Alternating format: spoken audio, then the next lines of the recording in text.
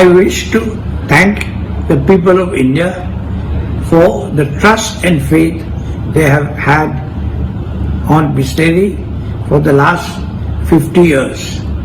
This is what has made Bisleri an iconic brand. At Bisleri, we believe that the consumer is at the heart of everything we do.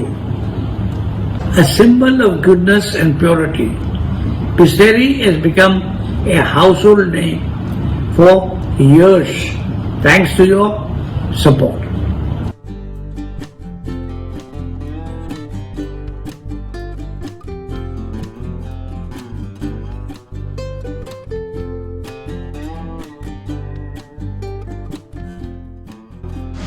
आज के दौर में शायद ही कोई ऐसा होगा जिसने बिस्लेरी का नाम नहीं सुना होगा। जब किसी ने सोचा भी नहीं होगा कि पानी भी बेचा जा सकता है। इस कंपनी ने पानी को बोतल बंद कर लोगों के हाथों में थमा दिया। लेकिन क्या आप जानते हैं कि आखिरकार भारत जैसे देश में पानी बेचने का आइडिया आया कहां से? वह भी उस दौर में जब देश के लोगों के पास खाने तक के पैसे नहीं थे। इस वीडियो में आपको पूरी जानकारी मिलेगी, लेकिन इससे पहले यदि आप इस चैनल पर नए हैं तो चैनल सब्सक्राइब कर लें और बेल आइकन दबा दें ताकि आपको नई नई जानकारी मिलती रहे।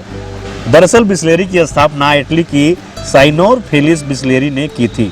सन 1966 में इटली के नोसेरा उम्ब्रा के उनके नाम से जन्मा ब्रांडेड पानी बेचने का फॉर्मूला भी भारत में सर्वप्रथम फेलिस बिस्लेरी ही लाए थे।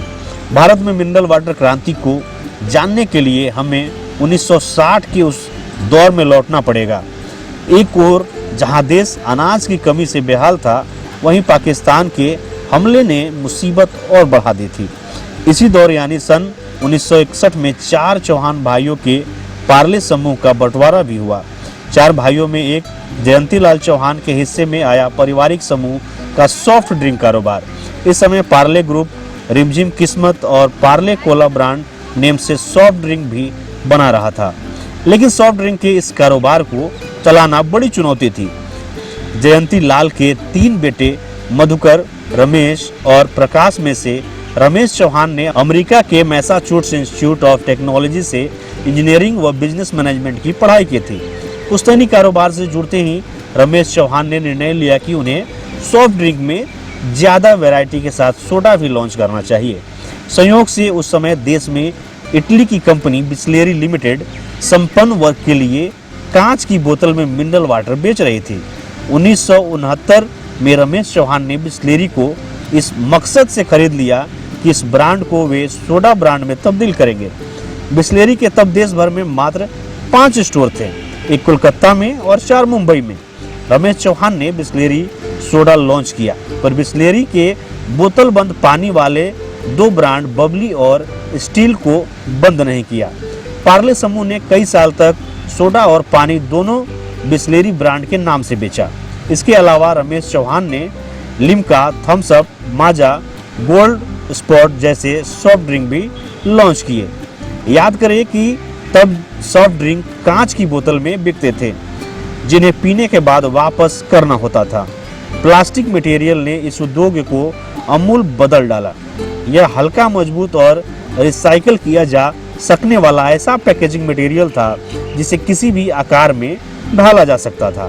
पैकेजिंग की समस्या हल हुई तो दाम कम हुए। इस दौरान आर्थिक उदारीकरण का दौर आया और देश के बाजार दुनिया के लिए खुल गए। उदारीकरण के बाद बाजार का विकास और अच्छा मुनाफा देखते हुए अमूमन उन दिनों हर तीसरे महीने एक नया ब्रांड लॉन्च होने लगा। तो एक बड़े रणनीतिक फैसले के तहत रमेश चौहान ने सॉफ्ट ड्रिंक कारोबार अमेरिका की दिग्गज कंपनी कोका कोला को बेचकर अपना ध्यान पानी बेचने पर लगा दिया। उन्होंने बिस्लेरी ब्रांड का प्रमोशन इतनी चतुराई से किया कि यह शुद्ध जल का पर्याय बन गया। इस दौर में बिस्लेरी की सफलता से प्रेरित कई नए ब्रांड शुद्ध पानी के दावे के साथ बाजार में कूदे। तो 90 के दशक में बिस्लेरी को भी प्योर एंड सेफ सूत्र वाक्य का सहारा लेना पड़ा। आज बिस्लेरी 2000 से ज़्यादा ट्रकों व 3500 से ज़्यादा डिस्ट्रीब्यूटर के जरिए 3.25 लाख रिटेल आउटलेट्स तक पहुंच रहा है।